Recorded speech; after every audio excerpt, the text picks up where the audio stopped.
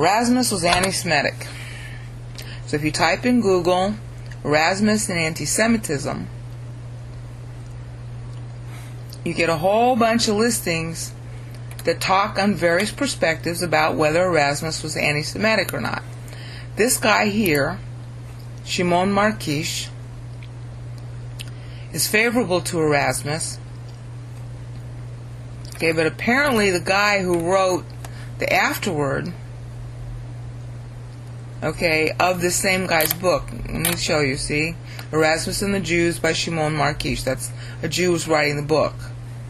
Okay? But the guy who wrote the afterword of this very same book didn't agree that Erasmus was so kind to the Jews. Okay?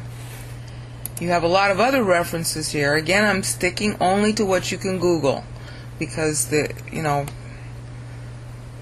ignorance is just overwhelming, and you can correct your ignorance pretty quickly just by Google. Okay, you've got this thing. This is the historical encyclopedia. This is a scholarly work by a guy named Richard Levy, who's just, documenting the encyclopedia of anti-Semitism. Here's his entry on Erasmus. Okay? And see, Erasmus held the Jews accountable for the crucifixion, and he seems to have never deviated from this conviction. Okay, I'm reading from the middle third of the page. I can't show it well here. My mouse won't work. Okay, here, let me just see. It's right where, near the Barnes and Noble sign, that middle. Okay. Now he wasn't as bad as Luther, and compared to other anti-Semites of the day, you would call him tolerant.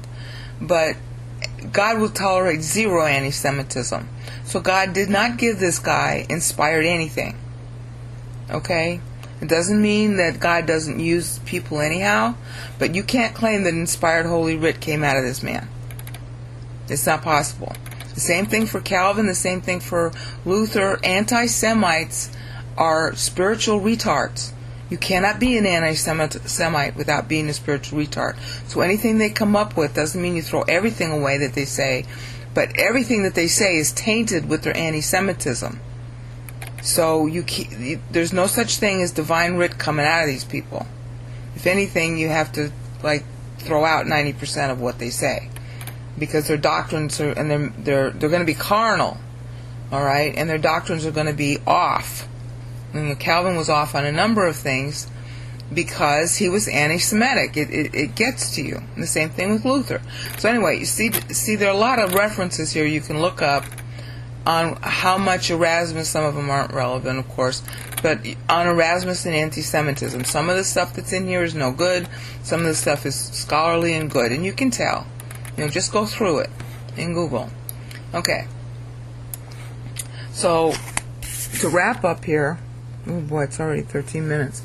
To wrap up here, the basic point about Erasmus is that he's the guy that composed, or compiled really, the Textus Receptus.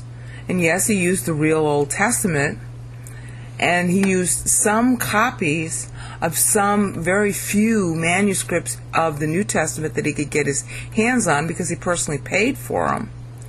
All right, but that was only like 6 or 7 manuscripts. There were thousands of manuscripts available.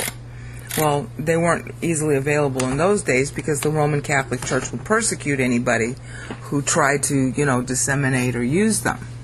All right? But the guy did, he did an admirable job with what he had, but it's not inspired. Okay? And if he could have gotten his hands on all those Alexandrian manuscripts, he would have, because that's what he was trying to do with his life. He was you just keep on reading through his life here in this page, and you'll see that's what he was trying to do. He was trying to get a hold of them.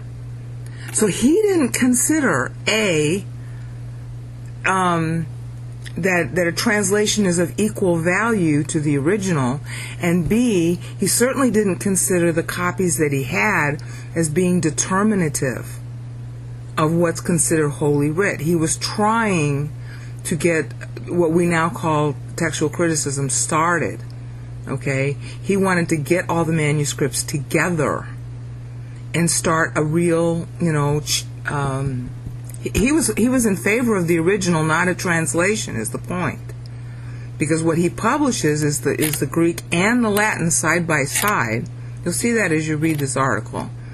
He published the Greek and the Latin side by side because his audience could read what he published. And he wanted them to comment back to him on whether the translation he made was any good. And they knew that he back translated the Latin into the Greek, and they knew that he translated the Greek into the Latin, which he was using the Vulgate most of the time. But what his chief contribution was, in fact, that he upgraded the Vulgate, which the last Vulgate was Jerome's. Jerome really wrote it in the 400 AD, but the Roman Catholic Church wouldn't let it be published until 800 AD. You can find out that story from Christopher de Hamel's The Bible, which I recommend everybody buy. It's a history of how the Bible came to be, and it came to be in pieces because Satan's been attacking it for 3,000 years. All right?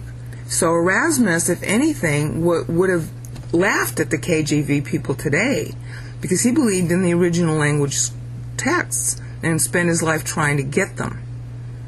All right? And then he exposed his translation compared to the Greek so that his fellow scholars could see if he translated it well. So obviously he didn't consider it inspired. So neither should you.